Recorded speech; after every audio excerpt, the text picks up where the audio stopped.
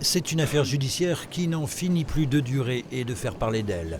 Celle de l'imagerie d'Épinal avec et après mai 2023, un nouveau report dans le procès pour abus de biens sociaux à l'encontre de la dirigeante de l'imagerie spinalienne Christine Lorimi et de son ex-associé Pacom Vexlar.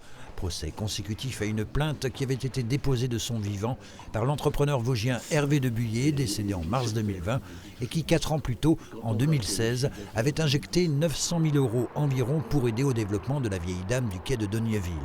Il avait détecté certains mouvements financiers suspects entre les différentes entités du groupe Imagerie. Monsieur Hervé de Buyer, qui est aujourd'hui décédé, avait averti que l'imagerie était en train d'être pillée. Aujourd'hui, l'imagerie d'Épinal, patrimoine spinalenien, est malheureusement dans un état catastrophique à cause des deux prévenus. L'enjeu, c'est que la responsabilité pénale, les délits d'abus de biens sociaux commis par ces deux personnes soient reconnus.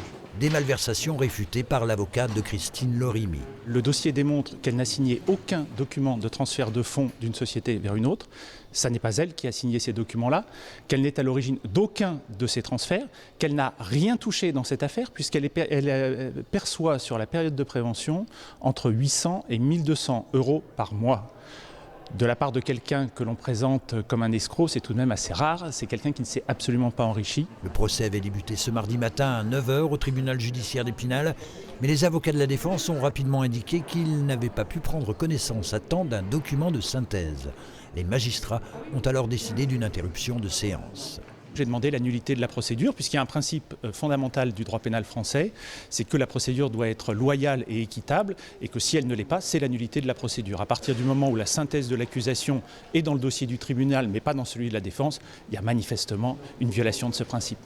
À la reprise, quelques heures plus tard, une demande de report a été formulée par la défense de Pacom Vexlar, et elle a été acceptée. Nous avons pris connaissance à l'audience ce matin d'une pièce essentielle, ça s'appelle juste l'objet des poursuites, qui enfin expose ce qui manquait cruellement dans le dossier que nous avions à notre disposition, le raisonnement du parquet, son raisonnement juridique, sa construction intellectuelle, et de fait, les armes n'étaient pas égales, si j'ose dire, entre l'accusation qui disposait d'un document dont n'avait pas eu connaissance la défense et qui nécessite par conséquent un renvoi. Il y a urgence à ce que cette affaire soit jugée puisque une des deux personnes qui est en conflit avec la mairie d'Épinal va essayer de reprendre les murs de l'imagerie pour rien. Donc c'est le patrimoine d'Épinal qui est en jeu, c'est pas une petite affaire au niveau symbolique. Car il existe une autre affaire tout aussi épineuse entre Christine Lorimi et la municipalité spinalienne qui souhaite reprendre ce patrimoine dans son giron pour relancer l'activité. En attendant, l'aspect pénal de l'affaire du jour a donc été renvoyé au 3 septembre.